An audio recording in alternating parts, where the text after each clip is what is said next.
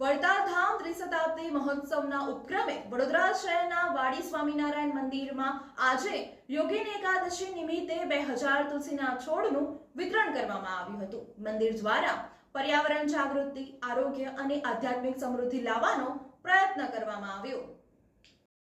વડોદરાના વાડી સ્વામિનારાયણ મંદિર દ્વારા ત્રિશતાબ્દી મહોત્સવના ઉપક્રમે 2000 તુલસીના છોડનું વિતરણ કરવામાં આવ્યું છે।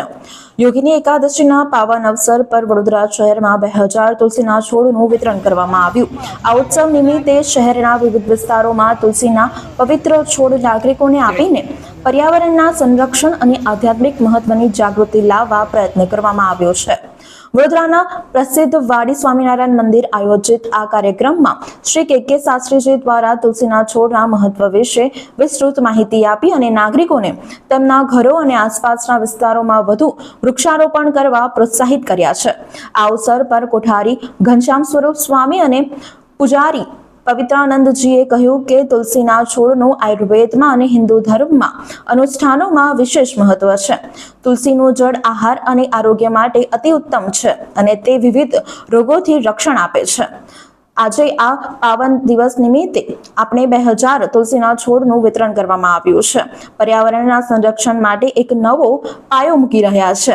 ઉપસ્થિત સંતો અને હરિભક્તો સ્વયંસેવકો દ્વારા તુલસીના છોડને વહેંચીને વડોદરાના વિવિધ વિસ્તારોમાં હરિયાળી સ્થાપવાનો સંકલ્પ કરવામાં આવ્યો છે। આ કાર્યક્રમ દ્વારા એક સાથે પર્યાવરણ જાગૃતિ, આરોગ્ય અને આધ્યાત્મિક સમૃદ્ધિ લાવવાનો પ્રયત્ન કરવામાં આવ્યો છે। આમ યોગીની એકાદશીના પાવન અવસર પર 2000 તુલસીના છોડના વિતરણ કરવામાં આવ્યા છે। વડોદરાના નાગરિકોએ પર્યાવરણ સાચવવા અને સ્વસ્થ જીવનશૈલી અપનાવવા તરફ એક સારા માર્ગે પગલાં માંડ્યા છે। આજે યોગીની એકાદશી નિમિત્તે સ્વામિનારાયણ મંદિર વાડી ખાતે તુલસીજીના વિતરણનો પ્રોગ્રામ રાખેલો છે અને દરેક હરિભક્તો આ તુલસી પોતાના ઘરે લઈ જાય છે અને તુલસીજી પવિત્ર છે એટલે પોતાના ઘરે તેની પૂજન પણ કરે છે અને એ રીતે આજે એની આસ્થા પ્રમાણે કરી રહ્યા છે। 1500થી 2000 તુલસીના છોડનું વિતરણ આજે કરવામાં આવશે।